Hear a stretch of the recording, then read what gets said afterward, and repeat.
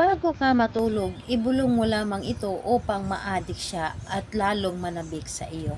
Hello mga guys, kumusta kayo? Panibagong araw, panibagong video na naman tayo. And sa araw na ito ay isa na namang video ang aking tuturo sa inyo ng simpleng gabay o simpleng pamamaraan na makakatulong sa atin. At bago ang lahat, gusto ko lang mag-disclaimer sa mga taong hindi naniniwala at hindi gusto ang mga kagaya ng video. Please skip this video at maghanap kayo ng videos na gustong gusto nyo. And ayun po, ngayon ituturo ko sa inyo paano siya maa-addict, paano siya manabik ng gusto sa inyo sa pagmamahal. Ito ay pwedeng gawin sa parehas ang kasarian, babae to babae and lalaki to lalaki. And syempre naman sa ating babae at lalaki na mag-partner. And pwedeng mo itong gawin kahit na kayo ay magkalapit at magkalayo sa isa't isa. Dito po ay wala tayong kailangan na gamitin kundi ang ating sarili lamang. Napakadali at napakasimple lamang nito.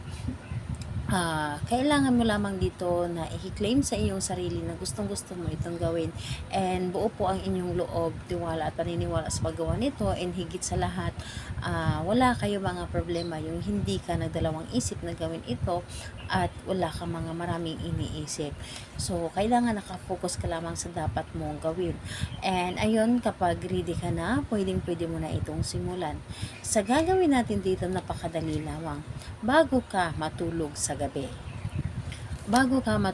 gabi, iyo lamang siyang isipin mo lamang siya, and ramdamin mo gaano mo siya kamahal. And ayun po, mga ilang segundo po ay ibulong mo lamang ito. Dapat po ay nakafocus ka po. Ibulong mo lamang ng 7 beses. Pangalan, apelyido, maa-addict at mananabik ka sa pagmamahal sa akin. Pangalan, apelyido, maa-addict at mananabik ka sa pagmamahal sa akin. 7 beses mo lamang itong sasambitin, yung kanyang pangalan at ang ating isunod na ibulong. So, again po, pangalan, apelyido, maa-addict at mananabik ka sa pagmamahal sa akin. So, 7 beses lamang, and pagkatapos nun, pwede ka na matulog or ano pa man ang dapat mong gawin. Basta importante, gawin mo ito na mag-isa ka lamang, and dapat walang makaka-istorbo sa inyo, yung tipong sobrang tahimik ang paligid ninyo or nasa loob ka ng kwarto mo na talagang walang makaka-distract sa inyo.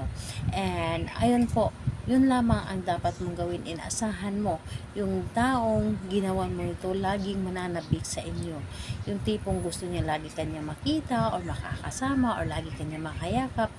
So, gawin mo ito. Talaga namang napaka-epektibo nito.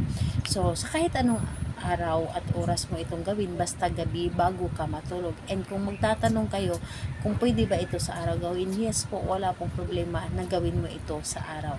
Basta importante buo ang inyong loob sa paggawa nito, and talagang naniniwala sa iyo, or naniniwala ka sa iyong ginawa. So, ayun po, salamat po sa inyo. Bye bye everyone. God bless us.